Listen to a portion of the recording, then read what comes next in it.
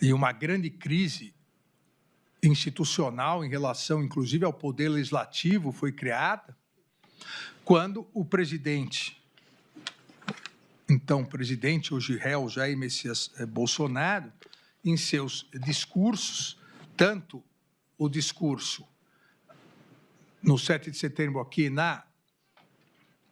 em Brasília, quanto na Paulista, em São Paulo, passou a fazer uma série de ameaças e afirmou categoricamente que, a partir daquele momento, descumpriria ordens judiciais. E mais, instigou milhares de pessoas presentes e milhões de pessoas pelas redes sociais, instigou contra o Poder Judiciário, contra o Supremo Tribunal Federal, contra seus ministros, instigou, ameaçando gravemente todos esses integrantes, o que fez com que o ministro Luiz Fux, do presidente à época, esse Supremo Tribunal Federal precisasse ampliar sua segurança naquele 7 de setembro e nos dias subsequentes.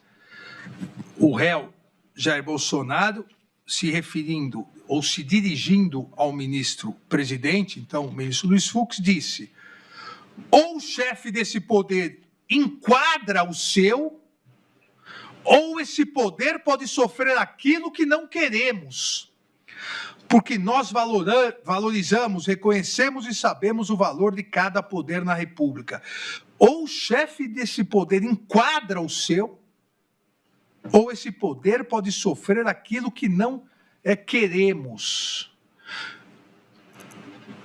Uma frase que confessa, novamente de viva voz, perante milhares de pessoas presenciais, o crime de abolição do Estado Democrático de Direito, que, como todos sabemos, diz tentar abolir. Ou o chefe desse poder enquadra o seu, ou esse poder pode sofrer aquilo que não queremos. Clara ameaça, grave e clara ameaça de impedir ou restringir o livre exercício do poder judiciário. Afirma ainda e continua dizendo: temos um ministro do Supremo que ousa continuar fazendo aquilo que nós não admitimos. Só nas ditaduras, juízes ou ministros fazem o que um ditador determina. E nem em ditaduras todos os juízes ou ministros fazem. No nosso Supremo Tribunal Federal, disse o réu Jair Messias Bolsonaro, infelizmente isso não acontece. Temos um ministro do Supremo que ousa continuar fazendo aquilo que nós não admitimos.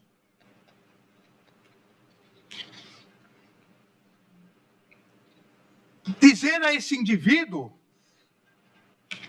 que ele tem tempo ainda para se redimir. Veja, isso não é conversa de bar. Isso não é alguém no clube conversando com um amigo. Isso é um presidente da República. No 7 de setembro, a data da independência do Brasil, instigando milhares de pessoas contra o Supremo Tribunal Federal, contra o Poder Judiciário, especificamente contra um ministro do Supremo Tribunal Federal. Dizendo a esse indivíduo, continua o réu, que ele tem tempo ainda para se redimir. Tem tempo ainda para arquivar seus inquéritos. Tem tempo ainda para arquivar seus inquéritos. Nós estamos falando de 7 de setembro de 2021. Recentemente, frases semelhantes foram ditas para tentar nova interferência, agora internacional, na independência desse Poder Judiciário. Tem tempo ainda para arquivar seus inquéritos. Ou melhor, disse o réu Jair Bolsonaro, acabou o tempo dele. Sai, Alexandre de Moraes. Deixa de ser canalha. Deixe de oprimir o povo brasileiro.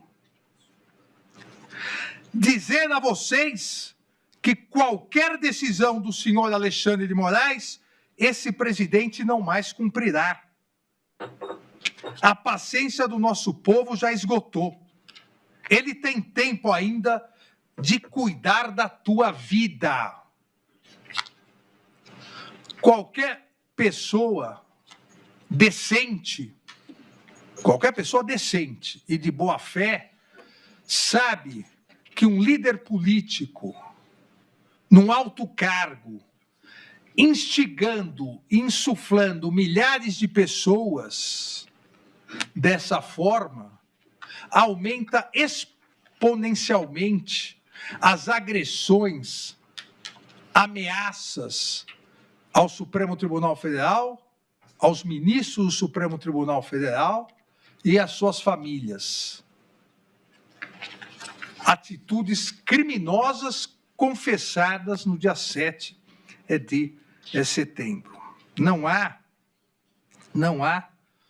nenhuma dúvida de que os atos executórios para extinguir a independência do Poder Judiciário, mediante graves ameaças, e me parece que qualquer estudante de direito, qualquer estudante de primeiro ano de direito, vai caracterizar o que ocorreu como uma grave ameaça.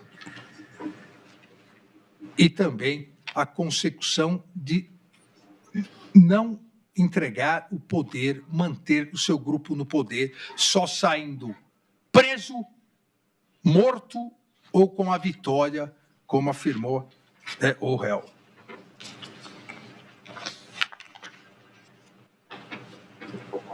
Na sequência, e aí já na proximidade das eleições, a reunião ministerial, a famosa reunião ministerial de 5 de julho de 2022, onde a organização criminosa manteve a sequência de atos executórios e agravou, confessando, a confissão por parte de seus integrantes, agravou a atuação contra o Estado Democrático de Direito. Nessa reunião do dia 5 de julho de 2022, Jair Messias Bolsonaro realiza a reunião oficial com o ministro de Estado e que, coincidentemente, ou estranhamente, porque de legalidade duvidosa, Walter Souza Braga Neto participa de uma reunião ministerial. Mas Walter Souza Braga Neto não era mais ministro, era candidato a vice-presidente da República. Ou seja, a utilização de órgãos públicos pela organização criminosa para reforçar os atos executórios contra o Estado Democrático de Direito. Além do réu Jair Messias Bolsonaro e do réu Walter Braga Neto, participaram Anderson Gustavo Torres, Augusto Heleno, Paulo Sérgio Nogueira e o réu Mauro Cid. Também estavam presentes os comandantes das Forças Armadas, o que não é comum também em reunião ministerial, porque não tem, são importantíssimos, mas não tem status de ministro. Eu fui ministro de Estado, o eminente ministro Flávio Dino foi ministro de Estado e sabemos que os comandantes não participam de reuniões ministeriais. Quem participa é o ministro da Defesa. Mas essa não foi uma reunião ministerial. Foi na forma, não no conteúdo. Foi uma reunião golpista, onde se pretendia arregimentar mais ministros, mais servidores, e principalmente os comandantes das forças, para o projeto dessa organização criminosa. E os diálogos travados e as consequências desses diálogos travados nessa reunião do dia 7 de julho de 2022 demonstram claramente isso.